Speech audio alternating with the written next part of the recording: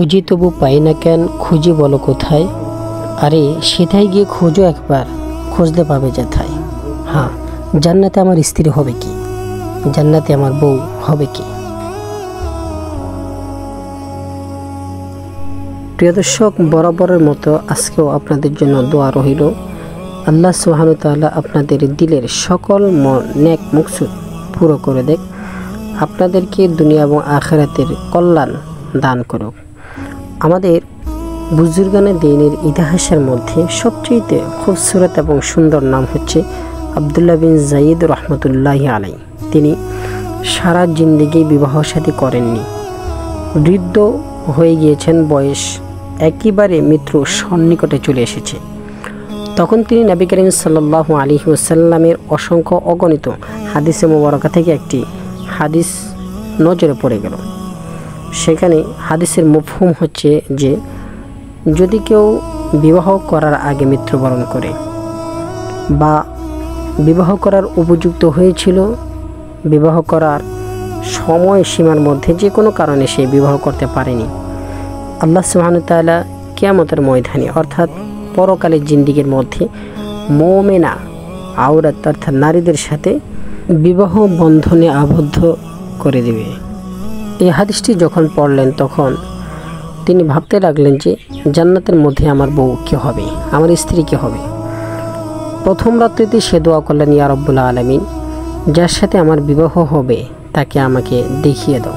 দ্বিতীয় দিন, তৃতীয় দিন, তৃতীয় রজনীতে তিনি স্বপ্নে দেখলেন যে একজন কালো কুৎসিত নারী, যিনি হজরতে বিলাল হাবশী রাদিয়াল্লাহু তাআলা আনহুর দেশের মধ্যেই থাকেন, তিনি স্বপ্নে এসে বললেন যে আমি মাইমুনা বিনতে ওয়ালিদ, আমি বসরা শহরেই থাকি। জান্নাতের মধ্যে কে তার স্ত্রী হবেন তার খোঁজ পেয়ে গিয়েছেন।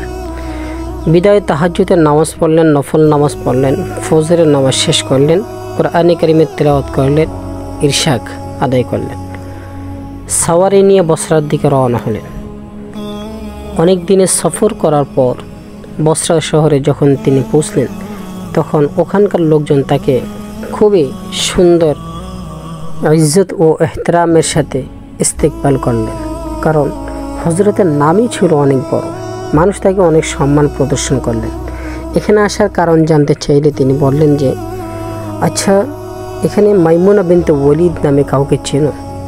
লোকজন আশ্চর্য হয়ে বললেন যে হুজুর, আপনি ওই নারীর সাথে দেখা করার জন্য কি এত দূর সফর করে এসেছেন? আশ্চর্যের বিষয়, তার সাথে কি কাজ আপনার? তিনি বললেন যে কেন, তার সাথে কি দেখা করা যাবে না? সে কি দেখা করার যোগ্য নয়? তখন লোক সকল বলল যে না, তেমনটি নয়, সে খুবই অদ্ভুত এবং আশ্চর্যজনক এবং মানুষ তাকে পাগল বলে ডাকে। কেন? কারণ সে মানুষকে যখন কাঁদতে দেখে তখন হাসে, আর মানুষকে যখন হাসতে দেখে তখন কাঁদে। আচ্ছা বলো তো, সে এখন কোথায় গিয়েছে? মানুষ সব বললেন যে হুজুর, সে এখন ভয়ানক খুবই জঙ্গলের মধ্যে গিয়েছে ভেড়া বকরি নিয়ে। সে মানুষের ভেড়া বকরিকে জঙ্গলের মধ্যে নিয়ে আহার করিয়ে নিয়ে আসে, এর বিনিময়ে সে টাকা পায়। হজরত মানুষ থেকে জঙ্গলের ঠিকানে নিয়ে জঙ্গলের দিকে রওনা দিলেন। তিনি বলেন যে আমি আশ্চর্য হয়ে গেলাম, জঙ্গলের মধ্যে এত ভয়ানক জন্তু রয়েছে, ওগুলো সবগুলো যদি আক্রমণ করে এই একা একজন নারী কোনটিকে প্রতিহত করবে, কোনটির আঘাত থেকে নিজেকে নিজে রক্ষা করবে? যাই হোক, আমি হাঁটতে হাঁটতে লোক সকলের বলা সেই স্থানে পৌঁছে গিয়েছি যেখানে মাইমুনা রয়েছে। আমি যখন সেখানে গিয়েছি তখন আশ্চর্য হয়ে গেলাম দুটি দৃশ্য দেখে।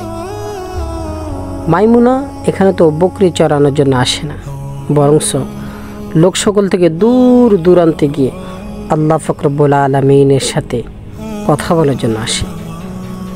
আমি দেখলাম মাইমুনা তো নামাজ পড়তেছে, কিন্তু ভেড়া বকরি ওগুলো কে চড়াচ্ছে, ওগুলো কে রাখতেছে?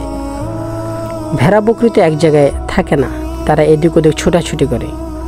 লক্ষ্য করে দেখলাম যে ভেড়া বকরি যখন অন্যত্রে চলে যায় তখন দুটি হিংস্র জানোয়ার সেগুলোকে ধরে সলে বলে কৌশলে তাদের স্থানে আবার ফিরিয়ে নিয়ে আসে। হ্যাঁ, বুঝতে পারলাম মাইমুনা নামাজ পড়ছে আর ভেড়া বকরি রাখছে জঙ্গলার হিংস্র জন্তু প্রাণী সিংহ বাঘ। আমি হয়রান ও পেরেশানি হয়ে এই দৃশ্যই দেখতে আছি যে শ্রীগাল সিংহ বাঘ ভাল্লুক এবং বকরির মধ্যে দুস্তি কীভাবে হয়ে গেল, এরা এক অপরের বন্ধু কীভাবে হয়ে গেল। এই দৃশ্য দেখতেছি আর হতভম্ব হয়ে দাঁড়িয়ে রয়েছি। আমি জানি না কখন মাইমুনার নামাজ শেষ হয়ে গিয়েছে। সে নামাজ থেকে ফারেক হয়ে বলল, আব্দুল্লাহ, দেখা করার তো কথা ছিল জান্নাতের মধ্যে, তবে এখানে কেন? তখন আমি তাকে আশ্চর্য হয়ে জিজ্ঞাসা করলাম যে ইতিপূর্বে তো তোমার সাথে আমার কখনই দেখা হয়নি, আমাকে তুমি চিনলে কিভাবে? আমি তোমার সাথে দেখা করার জন্য এসেছি এটা জানলে কিভাবে? মাইমুনা বললেন, আব্দুল্লাহ, যে আল্লাহ তোমাকে আমার ব্যাপারে জানিয়ে দিতে পারে সে আল্লাহ আমাকেও তোমার খবর পৌঁছে দিতে পারে। আচ্ছা ঠিক আছে, সবই বুঝলাম। আমাকে আরেকটি বিষয় অবগত করো যে সিংহ বাঘ এদের গেজা খোরাক হচ্ছে বকরি ছাগল বা অন্যান্য জন্তু, কিন্তু সিংহ বাঘ এরা যদি ছাগলের সাথে বন্ধুত্ব করে ফেলে তাহলে এরা খাবে কি? এদের সাথে এই বন্ধুত্ব, এই দুস্তি কায়েম হলো কীভাবে? এই বন্ধুত্বের বন্ধন তৈরি হলো কীভাবে?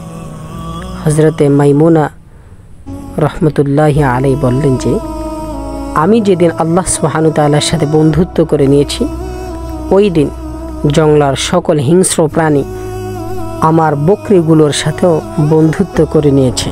প্রিয় দর্শক, যারা আমার চ্যানেলটি সাবস্ক্রাইব করেছেন তাদেরকে অসংখ্য ধন্যবাদ ও মোবারকবাদ। যারা এখনও সাবস্ক্রাইব করেননি তাদেরকে সাবস্ক্রাইব করার জন্য আমন্ত্রণ, মোবারকবাদ ও প্রাণঢালা অভিনন্দন রহিল। প্রিয় দর্শক, গুনাহের জগতের মধ্যে যত প্রকারের গুনাহ রয়েছে সব কিছুর মধ্যে আমরা শামিল রয়েছি। এরকম কোনো গুনাহ বাদ নেই যে আমরা করি না। আল্লাহ পাক রব্বুল আলামিন ওই মোতাবেক যদি আমাদের সাথে ব্যবহার করতেন তাহলে পৃথিবীর বুকে কোনো মানুষই এক বিন্দু পরিমাণ পানিও পান করার সুযোগ পেতাম না। প্রিয় দর্শক, আল্লাহ পাক রব্বুল আলামিন আমাদের সকল দুষ্টত্রুটিকে ঢেকে রেখে ইজ্জত, সম্মান, ধন দৌলত, অর্থ সম্পদ সব কিছুই আপনার কাছে বহাল রেখে জীবন পরিচালনা করার সুযোগ দিয়ে যাচ্ছেন।